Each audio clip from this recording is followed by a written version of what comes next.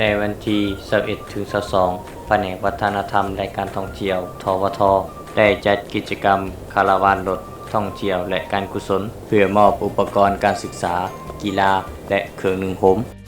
พวกเขาบริษัทโกลเด้นแลนด์ได้ถือโอกาสอันดีอันนี้เข้าร่วมกิจกรรมเพื่อการกุศล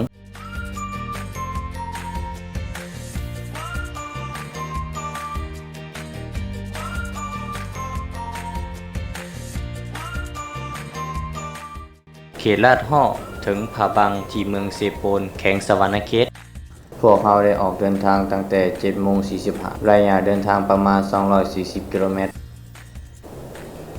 รถที่เข้าร่วมคาราวานครั้งนี้มีประมาณ 40 คันในการเดินทางถึงเซโปนเป็นไปด้วยความราบรื่น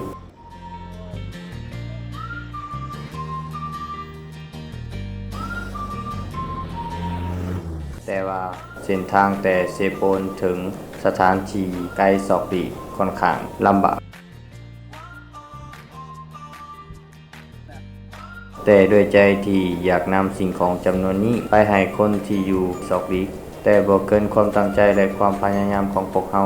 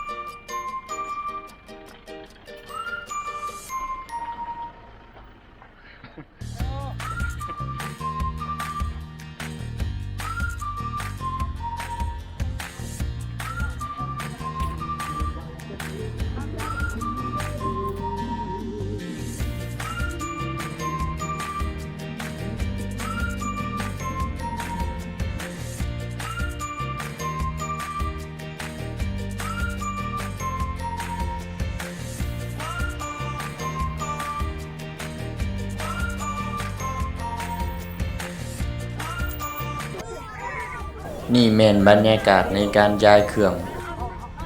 เด็กๆที่ได้มารับขนมตุ๊กตาก็เต็มไปด้วยรอยยิ้มและความม่วนซื่น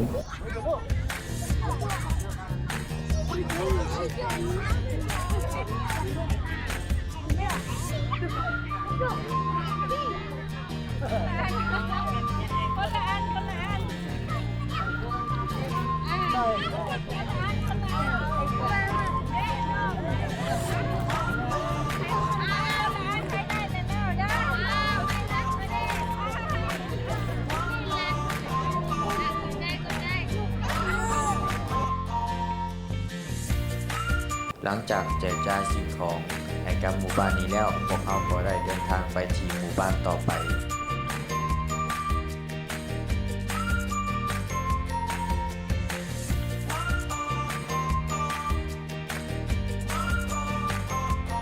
นี่ก็คือสภาพเส้นทางในการเดินทาง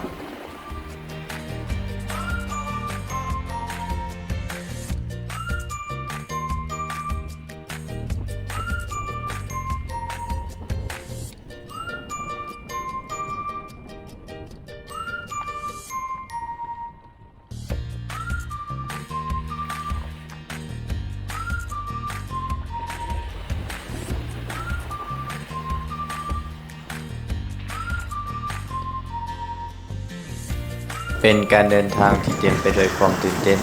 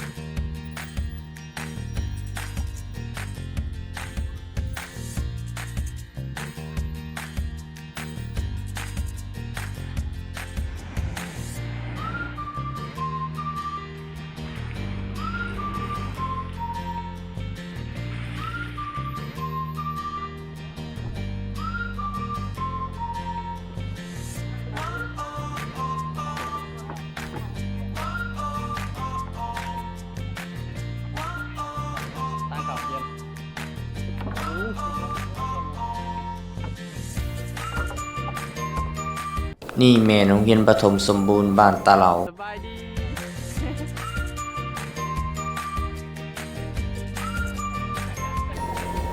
พวกเด็กจำนวนนี้มีความน่ารักและน่าเลี้ยงสาหลาย พวกเด็กน้อยที่อยู่ในเขตที่ซอกหลีกจะมีความขี้อายเป็นพิเศษ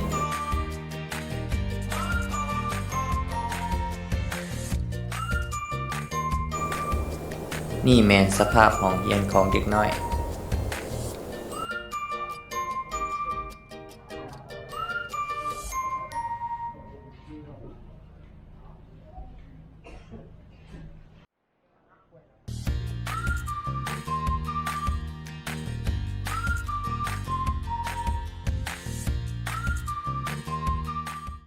ในการเดินคาราวานของพวกเขาเข้ามาอยู่ในที่ถูกอ้อมห้อมไปด้วยธรรมชาติแท้ๆที่ยังบ่ได้ถูกทำลายจากมือของมนุษย์ข่อยกล้าเว้าเลยว่าสวรรณเขตหลายคนต้องบ่เชื่อว่านี่แม่นภูผาที่อยู่ในเขตสวรรณเขตเฮาเองที่มีความสวยงามและอุดมสมบูรณ์ที่สุดก็ว่าได้ด้วยความที่เข้ามาถึงยากวิถีชีวิตและสภาพแวดล้อมของที่นี่ยังมีกลิ่นอายของความดังเดิมหลายๆ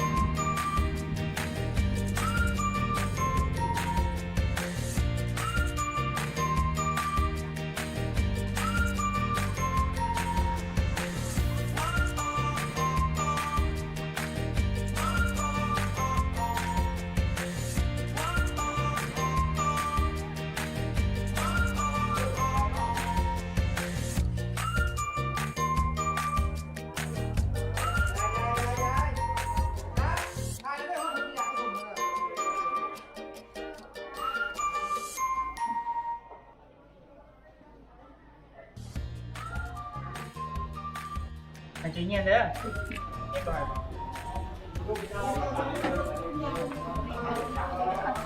โดย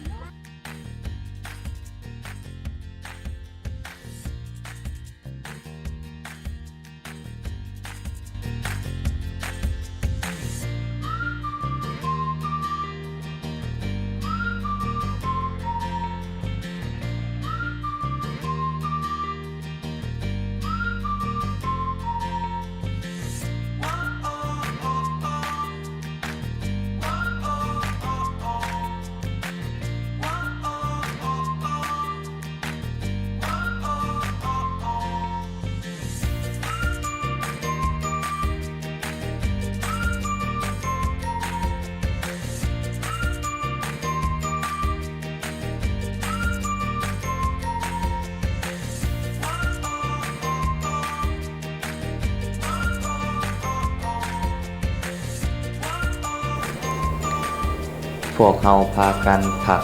แฮมอยู่ที่แคมป์เซบังเฮียง โดยการกางเต็นท์ดื่มด่ำกับธรรมชาติ